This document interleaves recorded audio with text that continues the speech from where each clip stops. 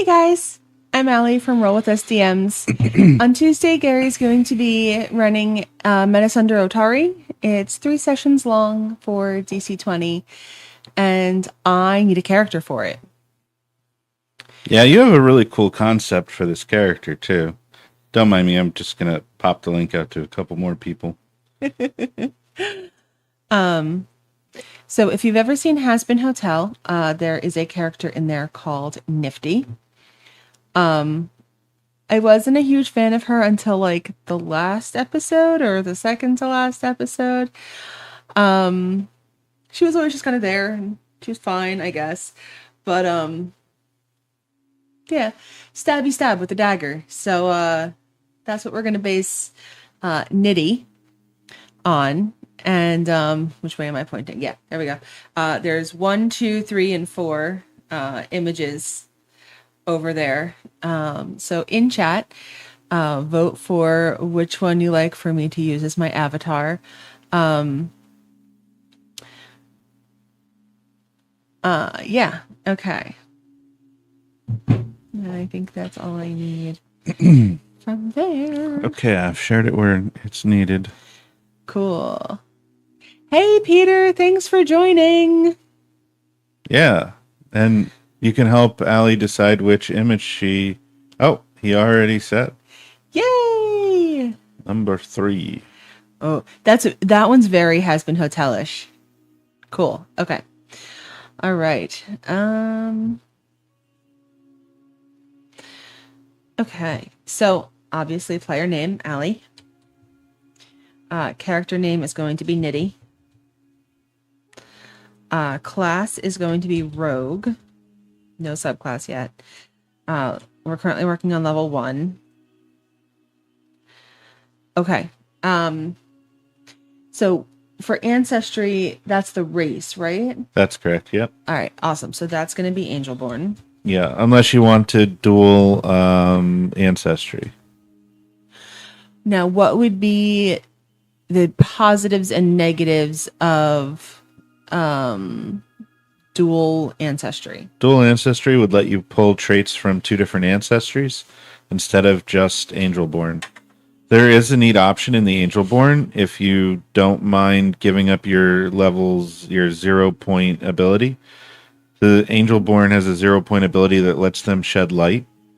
But there's an alternate that lets you have access to the Fiendborn ancestry as well, without dual ancestry. Okay. So there's Fiendborn? That's like Tieflings, yeah. I didn't realize there was Fiendborn. Yeah, but if you want either one of the 0 level ability for Fiendborn or Angelborn, you can just dual ancestry Fiendborn and Angelborn. They just have a workaround that lets you be either like a redeemed Fiendborn or is it a fallen Angelborn? Fallen, yeah. Yep. Because now you can spend your ancestry points on Fiendborn traits. Or if you're redeemed in Fiendborn, then you can spend your ancestry points on Angelborn traits. And as far as I'm aware, that doesn't count as actually picking a second ancestry, because it's a trait of your one ancestry that gives you access to another. So you could essentially have 3 ancestries if you chose that. However, the base default trait for Angelborn is Divine Glow. Your body can emit bright light in a 5-space radius around you at will. Okay, so I don't want to glow. Okay. Because I want to be sneaky rogue. Mm-hmm. So I would much rather have dark vision. Yeah. And not glow. Okay. And I know you said that it would take like everything that I could possibly get to fly. Is that still true? Spend not in Angelborn, maybe. Let's look. You can add a glide speed for 2 of your points. A glide but just speed. a glide speed, yeah. So I would have to jump off of something. Yeah. It lets you control your falling, like you suffer no damage from controlled falling.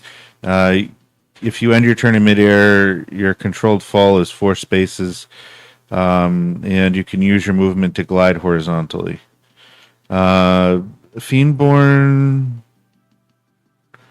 also has the glide speed. The only way to really get a fly speed is from the Beastborn, which you could. You could do Angelborn, Beastborn.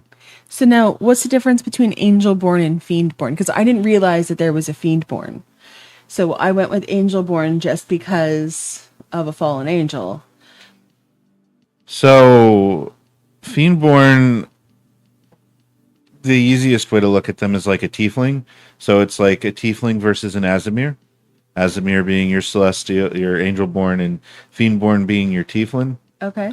Hey, Ryan, thanks for joining us today. So you don't necessarily have to flavor it like a tiefling with horns and stuff, though, I don't think. And you could be like a fallen Azimir in that regard, or a fallen Angelborn. You get access to some different traits, and the base 0 point trait for the Fiendborn you might actually like, which is Light's Bane. You can spend 1 action point to snuff out a mundane light source within 5 spaces of you. So kind of the opposite of the Angelborn. Yeah. Okay, so we're nixing Angelborn, guys. I know that it said Angelborn on the thing. We're nixing Angelborn already. All right, so we're going with Fiendborn. Okay. So unless you want access to the Angelborn traits, you would want that 0 point Light's Bane ability. You only get 1 0 point ability, and that's key, because if you take Redeemed, where you have access to the Angelborn traits, you lose access to Light's Bane. No, again, I didn't even know that Fiendborn was even a thing. Okay, so cool. We're going with Fiendborn. So you do have the option to also multi-ancestry, like dual ancestry with Angelborn, and keep that 0 point ability if there is something from the Angelborn that you want. Okay. Well, let's see what Fiendborn gets me. Okay. I think you were interested in Healing Touch from the Angelborn, which is why you originally were going to go with it. That's once per combat. You can spend 1 action point to touch a creature and heal it. So no mana point cost, only 1 action point. Make a DC10 spell check. On a success, you restore 2 hit points. Success each 5, an additional hit point. And on a failure, only 1 hit point. Do they have mundane healing in DC20? Like, can I carry like a healing kit around and just like stitch people back together? So you can carry around a first aid kit, and it's a DC10 medicine check. On a success, you heal 1 hit point. On each 5, an additional hit point. But if you fail, you heal nothing. The healing kit, first aid kit, it has 5 charges. So you expend a charge and an action point. And it's 5 gold per charge if you wanted to refill it. Or if you're out in the wilderness, you can forage for those to refill. Okay. However, there is a clause currently in the rules that's very flavorful, and I really hope that Dungeon Coach changes the way it works, because currently it only works on bloodied creatures, which thematically is cool that you're using a first aid kit on a creature that's bloodied. But it means that, let's say a character has 10 hit points, you would not be able to expend a use of the first aid kit to heal them if they were at 6 hit points. But if they were at 5, you could. And you could heal somebody from 5 to 8, but you couldn't, like, say you got a 20 on your medicine check, you could give them 3 hit points and heal them up to 8, but you could not use a first aid kit on somebody who's injured at 6 hit points. That doesn't feel right. So I think thematically it's cool, but I hope that mechanically Dungeon Coach considers that maybe it should work on all characters, which is how I currently house rule it. Okay. Hey, Simon. Hey, Matt. Thanks so much for joining us. So we have 3 votes for 3 right now and 1 vote for 2. Cool. So, okay. So being a rogue, I want to put my points into agility because I want to be sneaky for stealth. Okay. You want to do your stats before doing the ancestry abilities? I don't know. You tell me. What should I do first? By the 10-point step, you do your attributes first, but I was just still digging into your Fiendborn traits, but we could do your ability scores. That's fine. Okay. You get a 3, a 1, a 0, and a -2. Okay, so I'm gonna put 3 into my agility. -2. I'm gonna put my -2 into intelligence. Oh, that's medicine though. That's okay. That's okay. I'm going with -2 for intelligence. It's also skill points. Like I put a -2 into my Spellblade that I'm playing, and it's rough only having 3 skills that you're trained in. But I mean, I built the character the way I wanted him, so. Cool. Some people argue that intelligence is the best stat because it gives you so many skills, which is so many bonuses, and it's still your prime. But whether or not that's true, I don't know. I mean, with armor modifications, if you're willing to take them, which I know you're not because you don't want disadvantage, so you're not willing to take the one modification.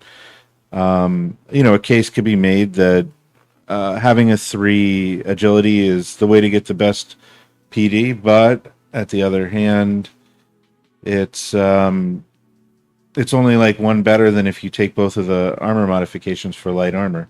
If you're willing to give yourself disadvantage on agility checks and your agility is like 1 or less, then if you take the prime -2 modification, you can have your armor give you +3. No, I want to be stealthy. Yeah. So for you, it makes sense to make agility your highest. Not only will you be good at it, but you'll have the highest PD that you could possibly. Okay, and I didn't realize that, but that's cool. Okay, so I get 5. You get 5 plus your intelligence, which will only be 3. However, Got it. Okay. There's one important step that we need to do first, which is your 2+1 ability boosts. Okay, for well level then 1. we'll go down to a -1 for intelligence. So charisma or might? I don't feel like I'm very mighty. Is your charisma -1 or is it 1? My charisma's 1. Okay, yeah. The mouse pointer made it look like -1. Oh, yeah. I'm gonna go. You know what? I'm gonna go for 0 intelligence. That's not bad because now you'll still have 5 skill points, and it won't give you a negative on your medicine. I've already forgotten that it affects my skill points. I'm sorry. I'm trying. You're good. All right, so I'm trying in so many more ways. We did your 2+1s. Hey Trixie, thanks for joining. So now you get to pick 5 skills to have training in. Okay, so I think awareness would be good for me. Yeah. Trickery, acrobatics, trickery, and stealth. That's 4. And medicine. 5. Okay. So then you also get to pick 2 saves to have mastery in. 2 saves to have mastery in. All right. I feel like agility is the correct one. And there's really 2 schools of thought on this. One, you could pick your best. You should probably pick a mental stat and a physical stat, but you could pick both physical. You could buff your weakest save, in this case, might. However, if you end up in a situation where you make a physical save, which I think is more common than an individual save, like you'll see a physical save more often than a might save, let's say, then you'll be able to use your best out of the 2, which will give you +4 instead of +3. Okay. So, and then you have one more. And again, so for mental, if you're going to be concentrating on spells, which you're not a spellcaster right now, no, you would want your highest probably to have mastery because your concentration checks in DC20 actually make more sense too than in D&D because it's not a constitution saving throw to maintain concentration. It's a mental saving throw, whatever your best mental save is, which you're concentrating. So it should be a mental save, but I feel like I'm sort of disappointed that I didn't get to choose investigation for intelligence because I'm out of spots, but that's okay. But I feel like a charisma save because I'm so flighty that I won't even Well, recognize that I'm being like, can I give you a suggestion to flip it? Flip your sure. charisma and your intelligence to give you an extra skill point, and you'll still have 2 grit points. That's an option if you want the extra skill. Man, I don't feel like she's even slightly intelligence character. I mean, ultimately, the other thing that the audience doesn't know right now probably is that because there's only 2 players going through the Pathfinder beginner box. Yeah, so if you want to join, link is in the description. Come join us. Yeah, absolutely. And I won't back down on this, but the players, I told them since there's only 2 of them that they could start at level 2. Hey, Kyle, thanks for joining. I told them that they could start at level 2. So, and then level to 3 at the bottom, because when you play the Pathfinder beginner box, you play the top floor at level 1 and the bottom floor at level 2. So they're getting to play at level 2 and then level 3. And yes, I'm giving them custom subclasses to play on the second floor. So it's going to be an exciting, fun time. But also that means that at level 2 you get an ability boost. So you can increase your intelligence at level 2 when we level it up. Oh, okay. And then you can get that intelligence point that you want to get the extra skill if you Get want. the investigation. But Okay, also, rogues get an additional skill point at level 1 and at level 2, I believe. So you may not even need to bump your intelligence. cool. Okay, so I get okay. Oh, So let's go with charisma save for the moment. that's another thing. I'm sorry, I'm like all over the place, but now I'm thinking about the rogue. Skill expertise that you get as a rogue increases your mastery cap to adept for all of your skills. So you can go to adept. It doesn't, not automatically, Oh, but you can put points to go up to adept in your skills. okay. So it's another thing to, like, another reason that you might want the extra intelligent point. Because, like, if you want to be adept in more skills, you're going to need a higher intelligence, probably. So I was just asked how many sessions that one will be. 2 or 3. Yeah. So Probably the 3. module says that it's 2 sessions. Typically, what we've seen is it takes 3 sessions to get through it. Well, I ran it at a con in 2 4-hour sections, but that was with pre-generated characters. And, if we take time during a session 1/0, whatever, because I plan to, if anybody needs help getting their characters up and running, I'll help with that in the beginning and then dive into like a session 1 without like a true session 0. Okay, sorry, I just got really excited. Okay, so Kyle wants to know, are you going to be running a level 0 game with the new DC20 magazine info? I already have it on the schedule, actually.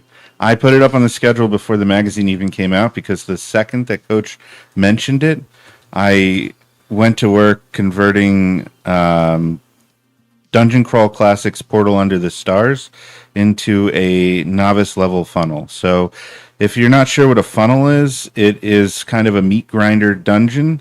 And in DCC and Dungeon Crawl Classics, you generate 4 random characters. And I made a macro that generates everything random. It will give you, whether you're a martial, a spellcaster, or a hybrid class, it will tell you what random maneuver you know if you're a martial, what random cantrip you know if you're a spellcaster or a hybrid, and what the extra cantrip is if you are a spellcaster.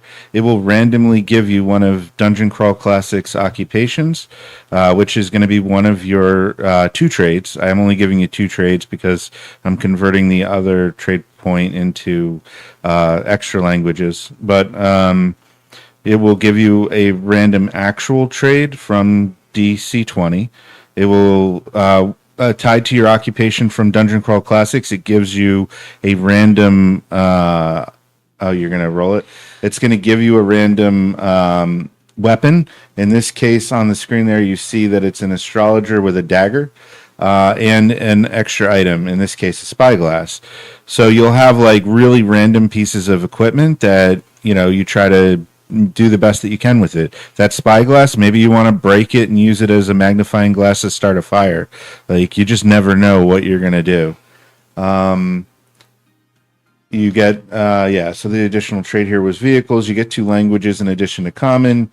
So here we go. Allie just rolled out another one. It's a spellcaster. I have a spellcaster with acid bolt and message. I'm a minstrel, and I have a dagger and a ukulele. But a ukulele is cool because I have the strings from the ukulele to like do stuff with. Yeah. I can also bash people with it. You could. I have a grappling hook, random. 38 copper. My additional trait is alchemy. I know halfling. Hover the mouse over halfling because it's actually halfling and deep speech. Arcana and religion. My character's might is a -2. My character's agility is a 1. My character's charisma is a -1, and my intelligence is a 2. So that's a prime of 2, which is actually in line with a novice level character. But if you scroll up to that last one, okay. Its prime is 0 because its stats are 0, -1, -1, -1. And you never know. You never know what you're going to get. You might get a 3 in might. I had one character I rolled out. It was 3-2-1-0. So you could end up with really good stats. And then all the characters are human unless they say specifically that they're a dwarf, halfling, elf, or dwarf, halfling, or elf. Yeah, I think that's it. Okay. So I'm really excited. I'm really excited to run. I'm sorry. I'm really excited to run this. I have 2 sessions up currently, one on Thursday, one on Sunday morning for next week. I put a link in comments if you're interested in joining. But, Dungeon Crawl Classics as a level 0 funnel is so much fun. Just, you have 4 characters that are very expendable, and they have like the most random equipment. You could even end up with like a cow or like a chicken. I had a cow that I had to get down really, really slippery steps. Yeah, so like you never, like the fun of it is that like you never know what you're going to be working with and trying to figure out the best way. Like, this is not a min-max game, but it's like so much fun trying to figure out how do you succeed at like not dying, or like if a character is going to do a dangerous thing, who do you sacrifice? Like, which one is expendable? It's so much fun. I really hope that people, I'm running a test tomorrow, so I'll have the bugs worked out for Thursday's game. Yeah. Okay. Cool. Okay. I don't know where I was now. We just finished your stats, and then the next step is trades, but we can hold off on trades. I usually do them last because they're, I don't know, they're harder. They take more thought. All right. So the other thing is some of these things can change. So I would usually do either class or ancestry next. Okay. Let's do ancestry. You know your ancestry before you know your class. Yeah. So you want to go Fiendborn. The default traits, I always look at the default traits first. You have, for 2 points, Fiendish Resilience. You gain resistance half to your Fiendish damage type, which you pick that as well. Okay. The choices are, what are they? Oh, here it is.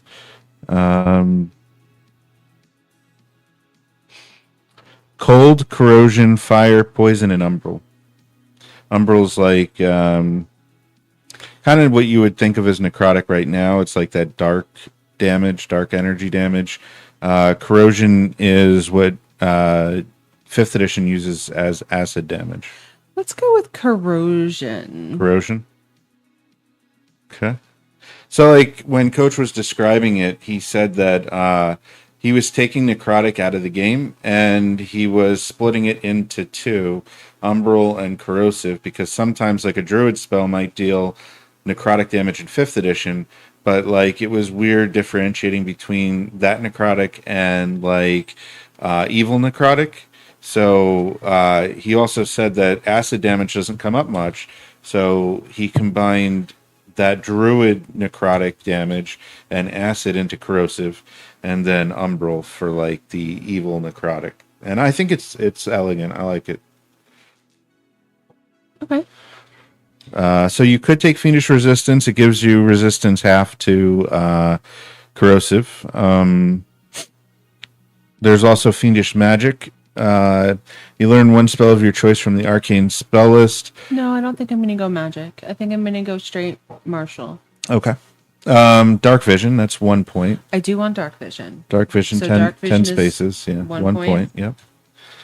So if you're not taking Fiendish Resilience and you don't take Fiendish Magic, then you have 4 more points to spend. Okay. There is a mana increase, but if you don't care about mana, then there's Infernal Bravery. You have advantage on saves against being intimidated. There's Intimidator. Once per combat, you can take the Intimidate action as a minor action. And intimidating creatures is really strong, but you're not very good at it currently. Because you have a 0. Rude. Because you have you're too cute to be intimidating. Fair. Okay.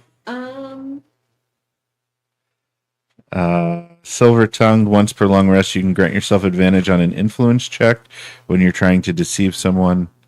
Fiendish Aura, you learn the sorcery cantrip, but you must choose the type of energy that's the same as your Fiendish Origin. So it would do like, you would be surrounded by like corrosive energy. It wouldn't do any damage, but it just like for flavor. The sorcery is kind of like thaumaturgy, but Okay. What was the one?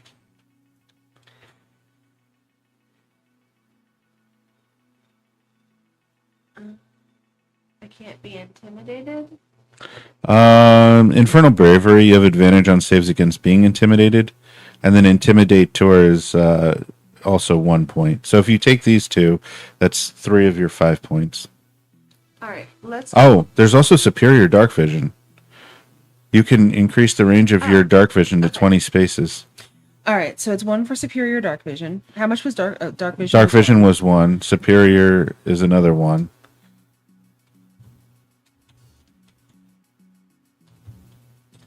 People get to see me try to spell on camera. Woohoo! How much was the can you go up? Infernal Bravery is 1. You want Silver Tongue? That's once per long rest. You can grant yourself advantage on an influence check while trying to deceive someone. Yeah, let's do that one. Okay, so that's 3 of your points. Silver Tongue.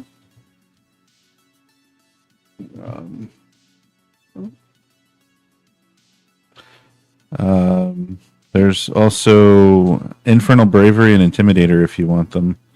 Infernal You just Bravery. said I wasn't good at intimidating people. Okay, so you probably don't want that one. Actually, that's advantage on saves against being intimidated. Infernal Bravery. The Intimidator one you might not. Although it's like once per combat, it's like almost a free intimidation if you want to intimidate. Even if you're not good, like what once. does intimidation do in DC20? So you make an intimidation check, and then pretty much if you win the contest, then the creature that you intimidated has the frightened condition, which is the same as the 5th edition frightened condition, giving them disadvantage on all checks as long as their source of their fear is within line of sight. Oh man! So you give them disadvantage on everything by frightening them. Cool. As far as anyone is aware, has anyone done a level 2 commander with talent into druid for the grove to be a ranged grappler? No, but that sounds amazing. Yeah, I haven't seen it.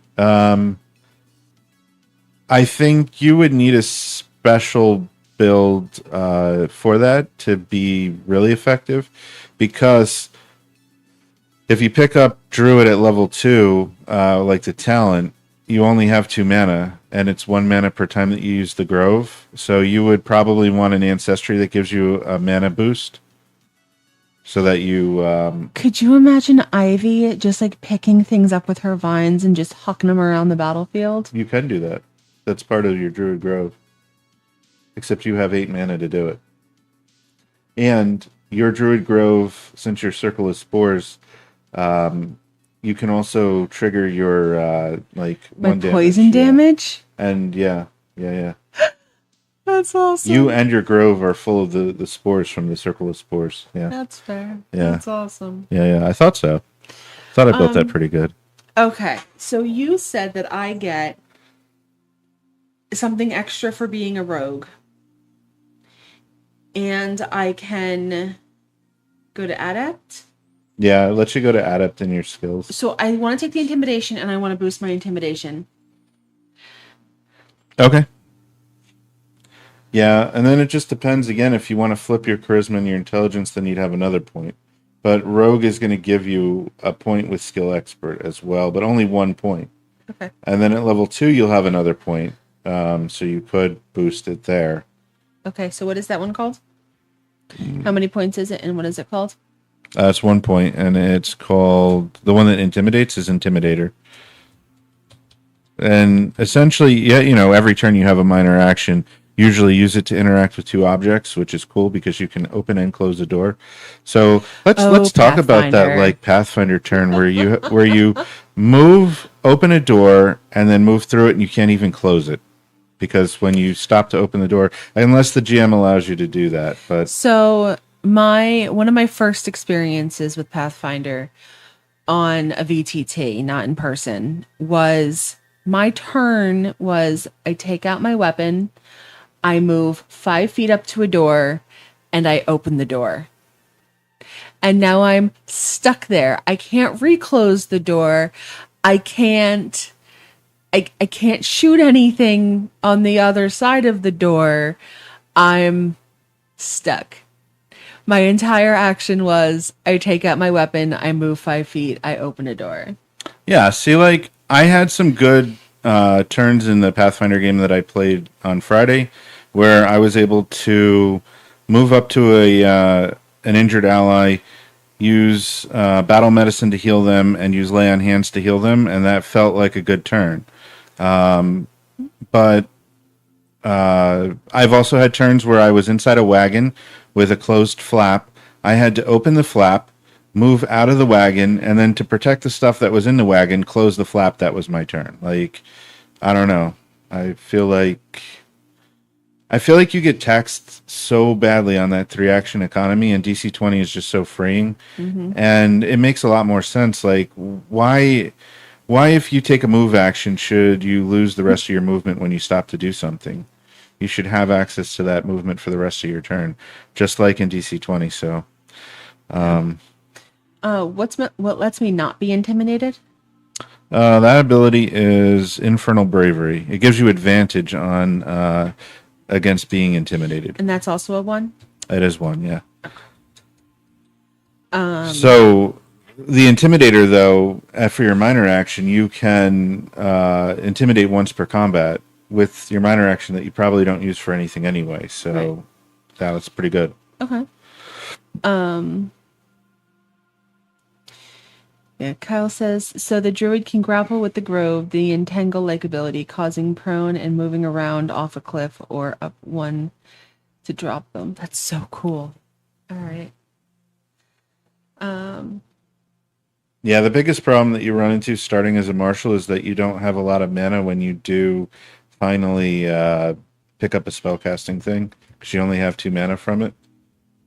You have the opposite problem if you start as a spellcaster and pick up a marshal, because you get 1 stamina, maneuver, and a technique, but unless you pick up a way to regenerate stamina, then your technique is a once per combat ability if you don't spend your stamina elsewhere. And the other way to regain your stamina is to spend 2 action points, but that just seems like terrible action economy unless you have nothing else to do. Cool. All right, so what's the next thing I have to do?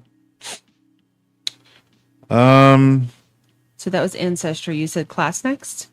Yeah. Okay.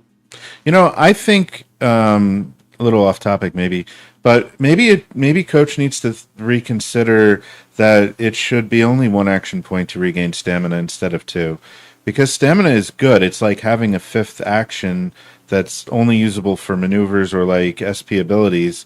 But like, although I guess if you could just spend an action point and regain it, does that negate like the mini game of chasing your stamina normally? Maybe that's why it has to be two to be the guarantee. Please help me confirm something. Can you use grapple maneuver on a ranged grapple?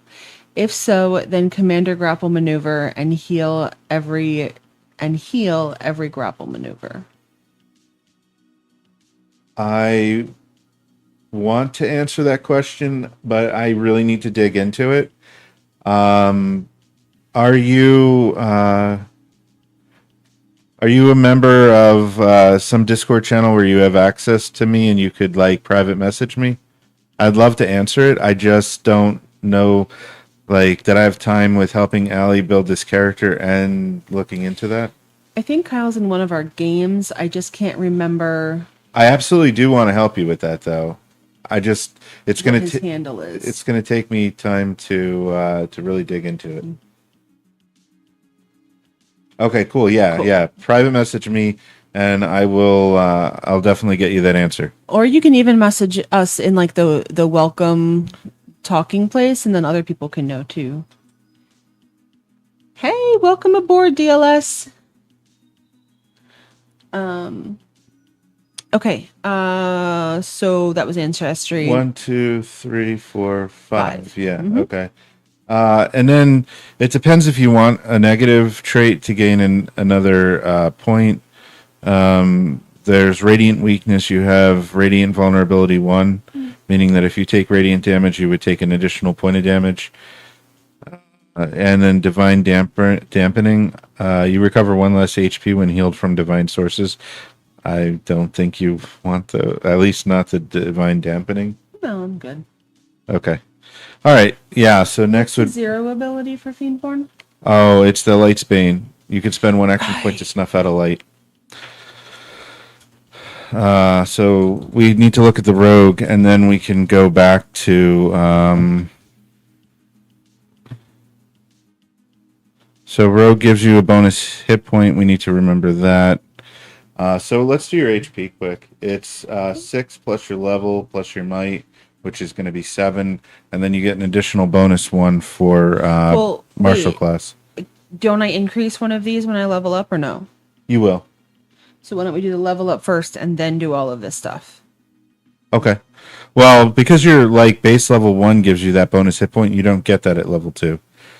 At level 2, you're going to get another hit point for being level 2, but you don't get a bonus hit point at level 2 for as a rogue. Okay, so I have 7 hit points. Yeah, I mean currently at level 1. Yeah. Okay. We'll figure out your defense and stuff later. Okay. You get 1 stamina point.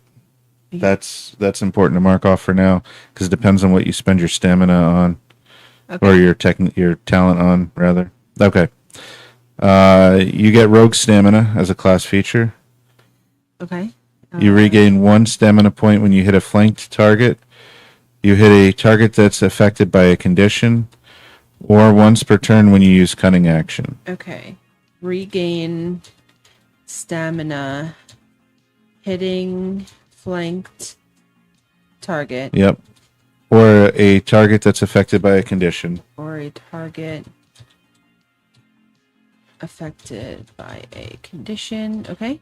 And also once per turn when you use cunning action. Once per turn during cunning action. Okay. See you later. Thank you. Bye. Have fun. Thanks so much for joining. You have cunning action, okay, which is the same name as the 5th edition version, except this one is you gain 2 spaces of movement when you take the disengage, feint, or hide actions.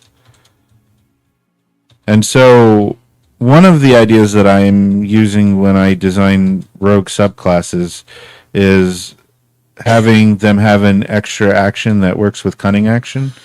So like Thief, rogue, or actually, swashbuckler is an easy one that I did for Allie, which was I think what we were going to do with this character. Now that I remember, we were going to do swashbuckler rogue, where when they feign, they can feign as part of cunning action. Okay, so normally. Oh no, feign is part of cunning action anyway. There was something that I let you do. So intimidate. Cunning action, gain 2 spaces of movement when you disengage, hide, or feint. Mm-hmm. Okay. And you can take that movement before or after the action. Okay.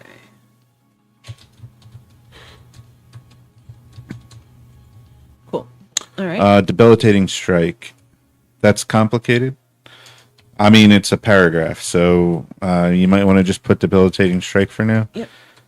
Essentially, you can spend a stamina point to force them to make a physical save, and if they fail, then you give them your choice of deafened, exposed, hindered, or slowed to.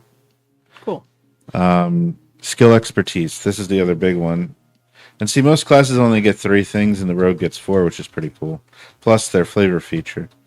But skill expertise is what's going to increase your mastery cap by 1 and you gain 1 skill point. So, okay, so I gain 1 skill point, which I'm going to put into might. Is that correct? It's a skill point. So I put it there. Yep. Okay. And then Thieves' Cant is your flavor feature. It's pretty much what you'd expect. Cant as a language. Okay. Yeah. And then what, does everything go up to adept or just one thing? Nothing. Your mastery cap is raised to adept. Normally you can't go to adept until level 5. Got it. But for you can do it now. Okay.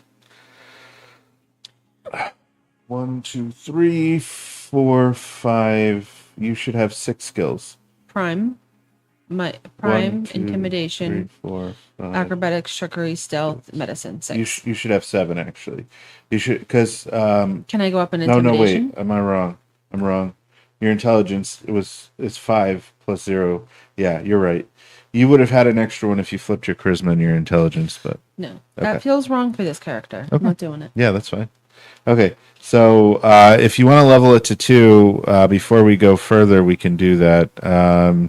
You get at level 2 an attribute point, so you can boost one of your attributes. Okay, so I'm going to boost my might. Okay. Which feels wrong because I feel like you shouldn't need might for intimidation. That doesn't automatically boost your intimidation, but I get one that does. Rogues also get a skill point. They get an attribute point and a skill point. So I'm going up to that for intimidation. Okay. And you get your class features, which are cheap shot. That's like sneak attack. You deal +1 damage on martial attacks against creatures that are flanked or subject to at least 1 condition. And I'm playing with a barbarian currently, so I feel like we're going to be doing a lot of flanking. Yeah, probably. And then evasion, which works the way that you would expect. 1 action point to half the damage against you. Or if it's a save that would do half damage on a miss, you take no damage if you save. Okay. But then the other thing is your talent. So, and then I think we're going to stop the character at level 2, right? And we'll do level 3 later. So, yeah, level 3 is a big level for Rogue. You get a talent. So the question is what to spend that talent on. What's a talent? Oh. Yeah, so there's a couple of general ones that you could do an ability boost where you get a +1 ability score. You could do a skill boost where you get +3 skill points. Or you can do a multi-class one where you gain a first level feature from any class. So that can be one of the 2 of the monk's stances, the monk's training. Monk feels wrong for this character. Monk's stamina from the ranger. You can gain Hunter's Mark. You spend an action point and a stamina point to mark a creature. You can see within 15 spaces. That feels like fun. You have advantage on survival checks to find them. The first martial attack against your target on your turn has advantage and ignores PDR. Okay, let's go with Hunter's Mark. When you score a heavy or critical hit against the target, you automatically grant a D8 help die to the next attack against them. So yeah, it gives you a bunch of bonuses, right? Okay. Oh, there's another thing that we need to do, which is we could do it all right now though. So Number 2. you get.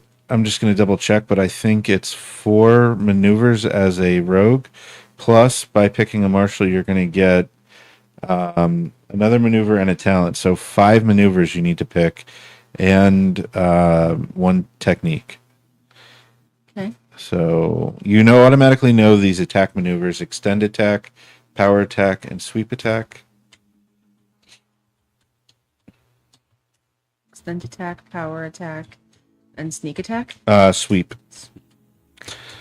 I feel like sneak attack is the correct answer for a rogue. Then you have to pick 5 more of these: save maneuvers, grapple maneuvers. I want to make them bleed. Okay, so bleed.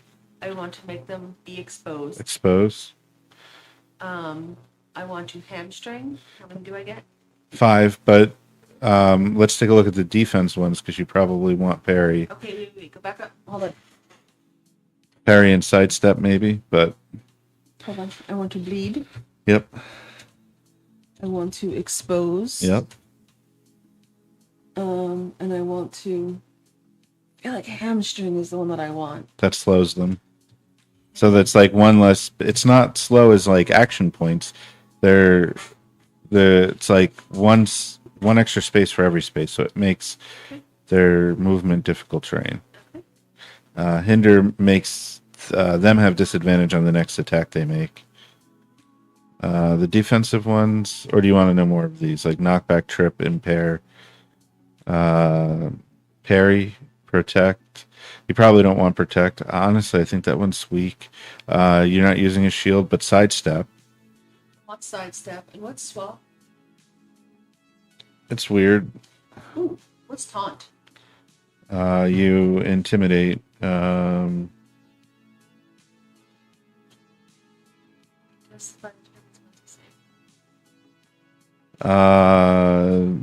They have disadvantage on attacks against creatures other than you on their next attack.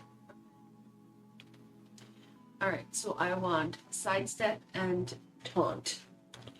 Okay. You want the enemies to attack you. Yeah, and Okay. then I'll just sidestep. Cool. And taunt has the option of full taunt if you spend an additional action point. The condition lasts until the end of your next turn. Okay. And yeah, sidestep 1 action point. You impose disadvantage on the attack. All right, so those are your 5 maneuvers, and then you get a technique. So there's heroic. Kyle, you don't even know me yet, or at least in person, but you're so right. Heroic bash.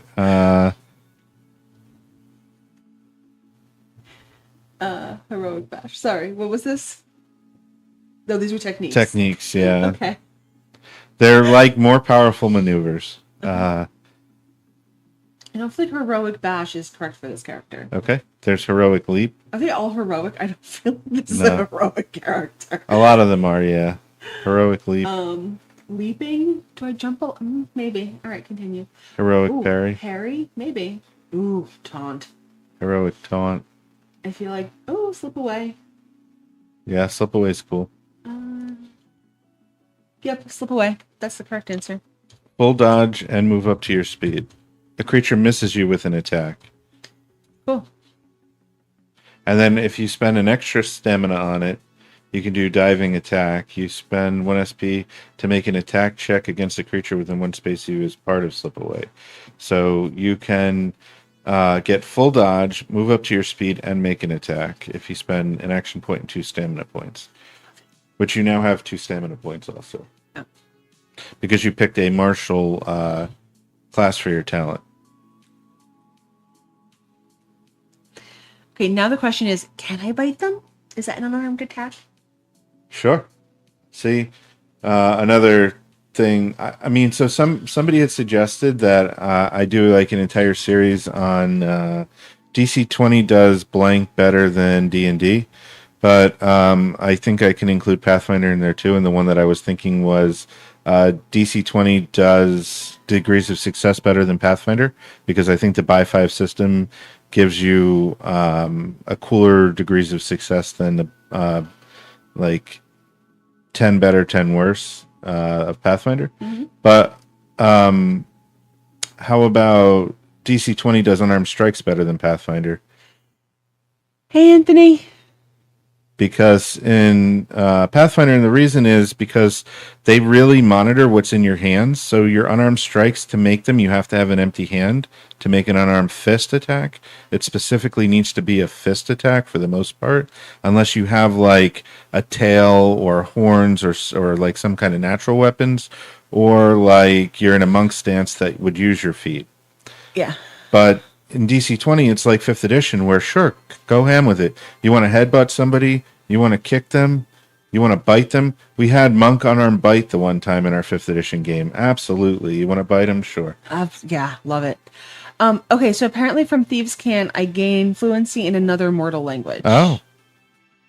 So that's what happens when you just assume that it's the same as 5th edition. But so you took your technique. Did that make sense to you, Allie? That's like one thing that I would wonder is like how the technique works. You pick a first level feature from a class with a second level talent anyway, and then if it's a martial class, you get more stamina, you get a maneuver, you get a technique. If you pick a spellcaster, you get more mana, you get a spell and a cantrip, and then whatever the feature is. Okay. I don't want a cantrip. No, you don't. That's why you picked a martial. But like that's how it works. Like if you want more martial stuff, then you spend your talent on a martial class. Okay. So the one thing that I didn't do yet, so okay, I don't have any languages other than Thieves' Cant currently. A mortal language. So and you know it was in the first sentence. You would think like read the frickin' document, right? Language lists. The mortal languages are human, common. I don't use human as a language. To me, common is human. I feel like I should know common. Well, you will, yeah. Dwarven, Elvish, Gnomish, Halfling, and Orcish are the other. What is languages. the race of the person that I am currently playing the game with? Giantborn. Yeah, you can't get that from there, but you could get it with your language points. How many language points do I have? 2. And I automatically give you the language of your ancestry, which would be Infernal? Fiend. You automatically know the Fiend language. Okay. I give you that because... All right, and then I know... Yeah, what you're going to have to do is just not put common on there. You automatically know that. Because you don't have room for all the languages that you have. Oh, okay. I'm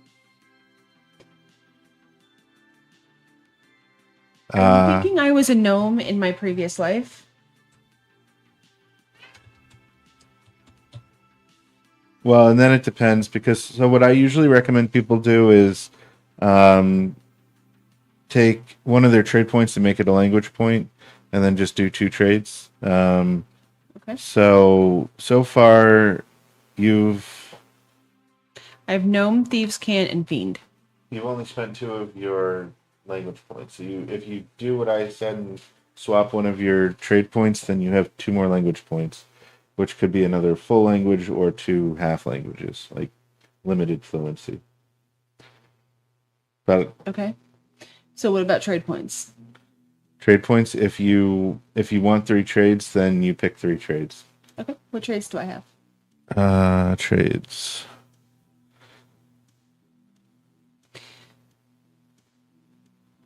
Alchemy, blacksmithing, brewing, carpentry, cartography, cooking, cryptography, disguise, gaming. Okay, so I know that you didn't actually watch Has Been Hotel, but I'm going to go with cooking. Okay.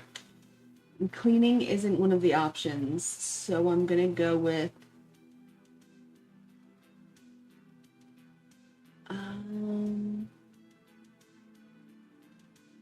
Guys, man, who watched Has Been Hotel? Nifty from Has Been Hotel. What are we thinking for trades?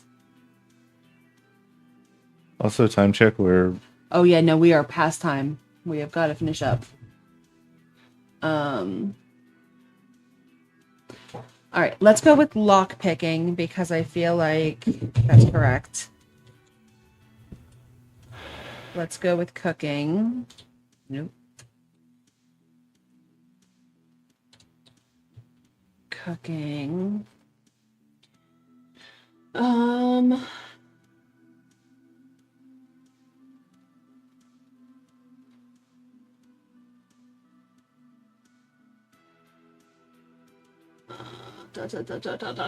know I'm out of. Okay, let's go with theater. Okay, Theater. cool. So the other important thing is what skills go with those. So you said cooking. Cooking is either agility, intelligence, or charisma. So you would pick the best out of those, which is going to be intelligence. Agility. Yeah. Or intelligence. Right. Lock picking is Agility. Probably. Because if it's not, that would be stupid because I feel like it would be trickery. There's nothing with cleaning. Lock picking is agility or intelligence, and okay. And theater is probably. I'm assuming that'd be charisma. It'd also be agility though. They have them like weird, like theater is charisma. I don't know why it can't also be agility. This Tuesday, yeah. Okay. You said, I'm sorry, charisma? Okay. Yeah, so it starts this Tuesday. Did you join Coach's Patreon or our Patreon? Too bad murder isn't a skill. If it was. Right? I'd love murder to be a skill. Bleed. I have bleed, though. It's okay. But is Trixie Ray talking about... Is it Menace under... Because joining the Patreon would get the DC20 magazine. Are you talking about the levels, the novice? She joined our Patreon. Oh, ours. Oh, thank you. Thanks, Trixie. Well, make sure we adjust your... if you joined at the yeah, we'll have D10, to look at tiers and whatnot. Yeah. Cool. Yeah, we'll make sure that you get compensated. All right. So I think I'm done. How many? I have no mana points because mana points don't matter. Okay. And hit points, I now have 8. 8. Yeah, you get a bonus. No. Yeah, 1 because you level 2. You get 1 for your level. Okay. And then let's make this level 2. What's my PD? Thank you. Thank you. Yay! Second patron. Nice. I'm so excited now. Okay. Things like this make my world, guys. All right. Physical defense. You have light novice armor probably. So it's 8 plus your combat mastery, which is 1, plus the armor bonus, which is 1, so that's 10, plus agility 13. 13. Okay. And then it depends if you're using you're using a rapier, you said, right? I was thinking rapier and dagger. Okay, rapier is a guard weapon, so that's another +1 to your PD. Oh. As long as you have the rapier out, anyway. So that makes your heavy 19 and your brutal 24. And then no PDR. And then mystical is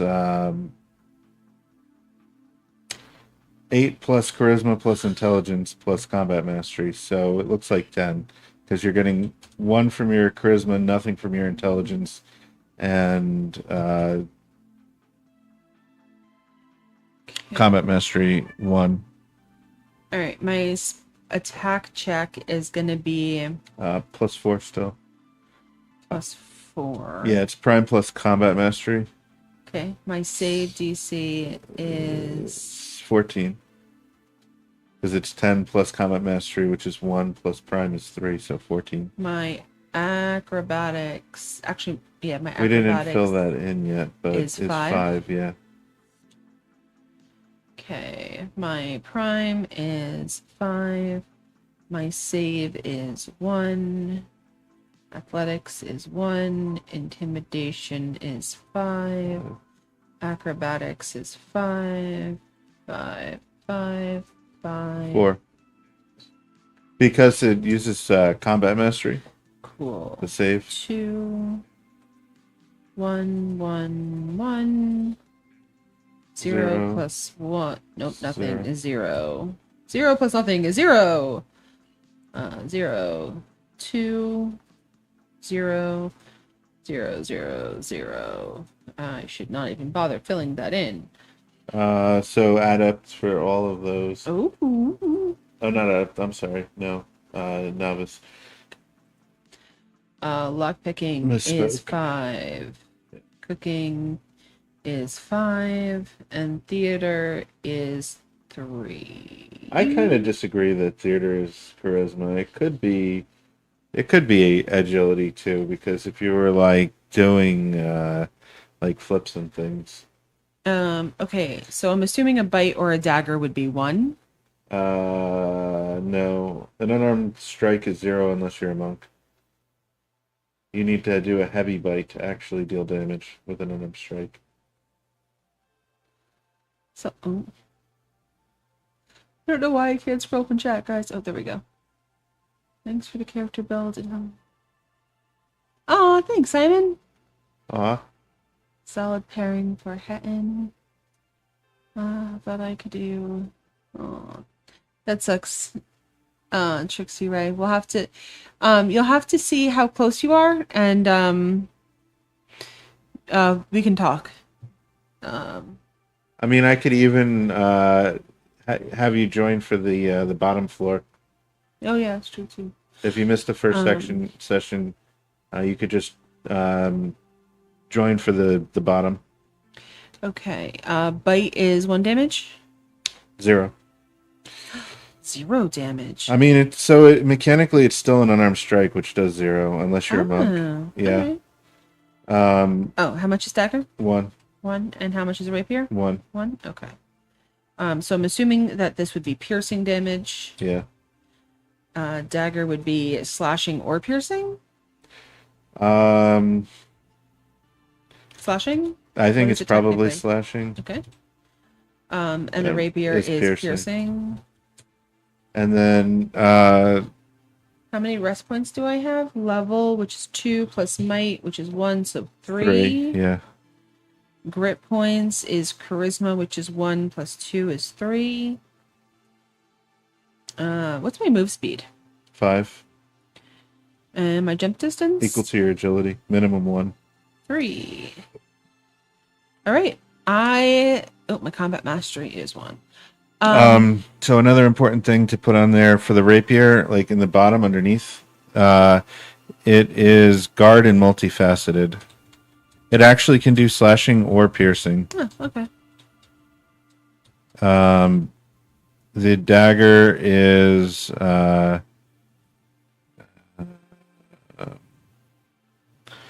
axe, fist, hammer, pick, spear, sword, short sword. Oh, throwing dagger. Right. Slashing damage. It's concealable and toss 5/10. 5 spaces, 10 spaces. For the dagger? Okay. Yeah. And it's concealable and toss.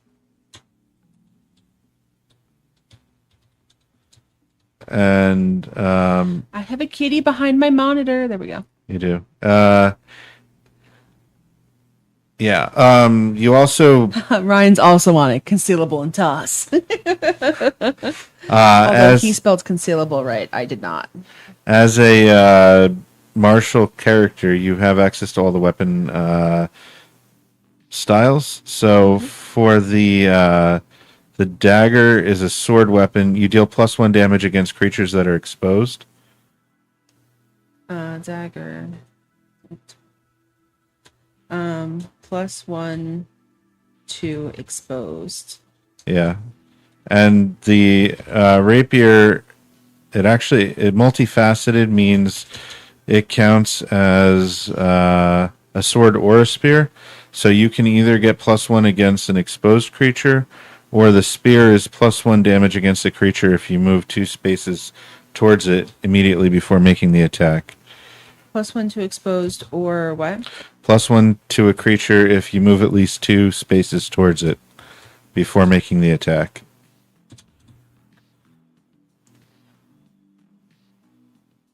You might be better off. So it's the spear maneuver, not maneuver, but passive, the spear style, and the sword style.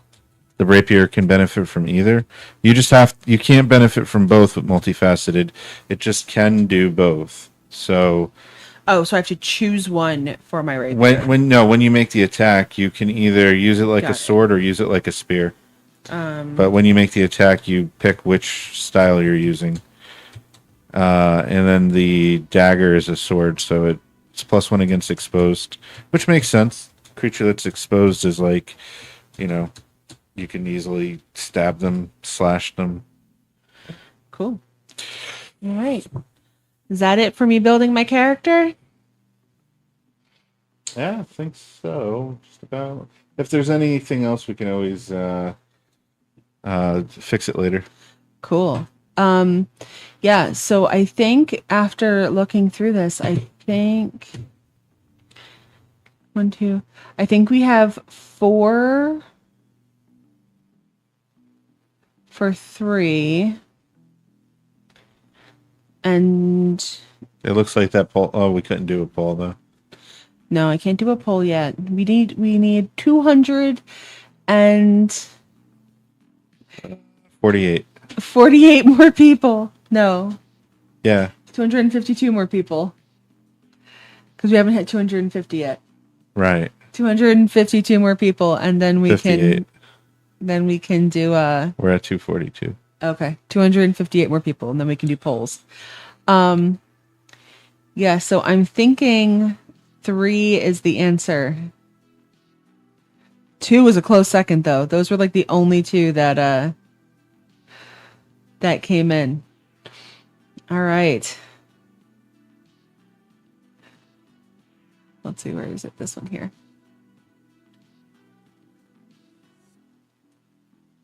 Nope. That's our restream. I can't get it. Where is it?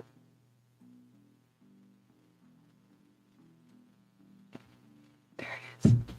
We're still live? Yeah. Cool. All right. That's my character. All right, Nice. guys. Thank you so much for hanging out. This was an impromptu one, but I have to go make dinner for the family. Oh. So have fun.